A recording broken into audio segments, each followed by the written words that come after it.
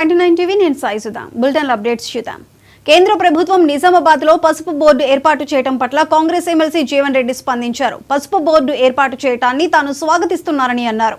అదేవిధంగా పసుపుకు మద్దతు ధర కల్పించడమే కాకుండా మార్కెటింగ్ వ్యవస్థ, గోడౌన్, కోల్డ్ స్టోరేజ్ వంటి సదుపాయాలు ఏర్పాటు చేయాలని కేంద్ర ప్రభుత్వానికి సూచించారు. పసుపు బోర్డుకు ప్రత్యేక కార్యాలయం ఏర్పాటు చేస్తూ బోర్డుకు ప్రత్యేక నిధి కేటాయించాలని తెలియజేశారు. కేంద్రం ప్రత్యేక చొరవ తీసుకుని నిజామాబాద్ లోని నిజాం చక్కెర కర్మాగారం పునఃప్రారంభించాలన్నారు. పసుపు బోర్డు చైర్మన్ గా నియమితులైన పల్లె గంగారెడ్డికి జీవన్ రెడ్డి శుభాకాంక్షలు తెలియజేశారు. First letter has addressed to the Prime Minister, Agriculture Minister in February 24. తర్వాత లేటర్ పీయూష్ గోయల్ గారు కూడా వారి దృష్టి కూడా తీసుకోవడం జరిగింది. ఏదైనా మొత్తానికి వల్ల ఈ పసుపు బోర్డు నిజామాబాద్ కేంద్రంగా ఏర్పాటు చేయబడడం పట్ల కాంగ్రెస్ పార్టీ హర్షం వ్యక్తం చేస్తున్నాం.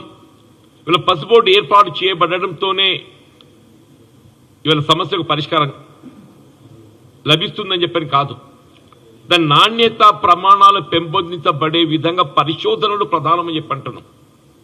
ఆ పరిశోధనల కేంద్రం ఏదైతుందో ఇప్పుడు ఏదైతే ఉమ్మడి రాష్ట్రంలో అప్పుడు వైఎస్ రాజశేఖర రెడ్డి గారు ఆ కేంద్రాన్ని ఆరంభింప చేయడం జరిగిందో కమ్మర్పిల్లిలో, దాన్ని స్ట్రెంథన్ చేయవలసినటువంటి ఒక ఆవశ్యకత ఉంది, దాన్ని మరింత బలోపేతం చేయవలసిన ఆవశ్యకత ఉన్నాయి. Market facilities are also more important. Market facilities are also ఇవాళ గోడౌన్ ఫెసిలిటీస్,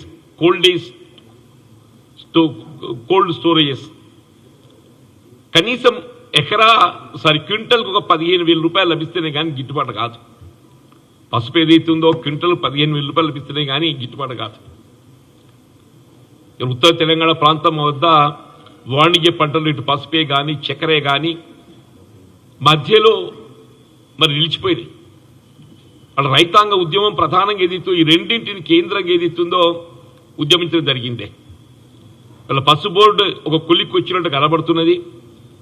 చక్కెర కర్మాగారం ఏర్పాటు పట్ల కూడా తెలంగాణ రాష్ట్రంలో కాంగ్రెస్ ప్రభుత్వం ఏర్పాటు కాబడటంతోనే పరిశ్రమల శాఖ మంత్రులు శ్రీధర్ బాబు గారి ఆధ్వర్యంలో ఒక సబ్ కమిటీ ఏర్పాటు చేయబడటం, ఆ అంశాలను పరిశీలింపజేసి వాళ్ళ బ్యాంక్ లోన్స్ అన్ని కూడా వాటన్ని డెట్ క్లియరెన్స్ చేయడం జరిగింది.